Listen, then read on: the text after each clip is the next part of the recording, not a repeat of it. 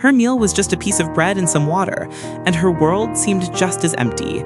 Then, a stranger noticed her. He didn't just bring her a meal, he sat down and shared it with her.